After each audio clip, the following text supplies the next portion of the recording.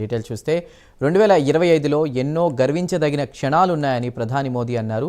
మన్ కీ బాత్ కార్యక్రమం 129వ ఎపిసోడ్లో ఆయన ప్రసంగించారు. ఈ సందర్భంగా 2025లో భారత్ గర్వించదగిన క్షణాలను మోదీ గుర్తుకు చేసుకున్నారు. ఇక ఆపరేషన్ సింధూర్తో భారత్ ప్రపంచ దేశాలకు తన బలాన్ని చూపించిందన్నారు. దేశ భద్రత పట్ల తమ ప్రభుత్వ చిత్తశుద్ధికి ఇది నిదర్శనమని స్పష్టం చేశారు. దేశంలోని ప్రతి పౌరుడికి ఈ ఆపరేషన్ గర్వకారణంగా మారిందన్నారు. వందే మాత్రం 150 ఏళ్లు పూర్తి చేసుకున్నప్పుడు కూడా దేశ ప్రజల్లో ఇదే స్ఫూర్తి కనిపించిందన్నారు. క్రీడల పరంగా కూడా ఈ ఏడాది చిరస్మరణీయమని గుర్తు చేశారు మోదీ.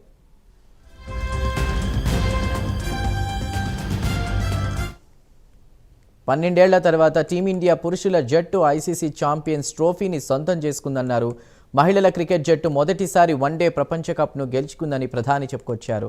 మహిళల అందుల జట్టు సైతం టీ20 ప్రపంచ కప్ను సొంతం చేసుకుందని గుర్తు చేశారు. అంతరిక్ష రంగంలోనూ భారత్ దూసుకెళ్తోందన్నారు. ఈ ఏడాది భారత్ తన ప్రతిభను చాటుతుందన్నారు. ఇక అంతర్జాతీయ అంతరిక్ష కేంద్రానికి చేరుకున్న తొలి భారతీయుడిగా చరిత్ర సృష్టించిన శుభాంశు శుక్లాను ప్రశంసించారు. మహాకుంభమేళాను దిగ్విజయంగా నిర్వహించామన్నారు. అయోధ్య రామాలయంలో జరిగిన ధ్వజారోహణ కార్యక్రమం ప్రతి హిందువు గర్వపడేలా చేసిందన్నారు మోదీ.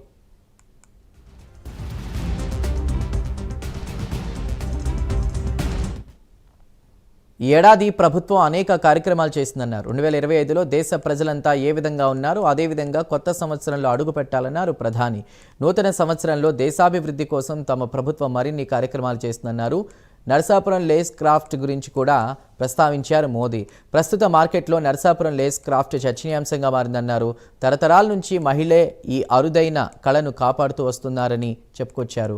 ఏపీ ప్రభుత్వం నాబార్డ్తో కలిసి లేస్ క్రాఫ్ట్ కళాకారులకు కొత్త డిజైన్లు నైపుణ్యాలు నేర్పిస్తోందన్నారు.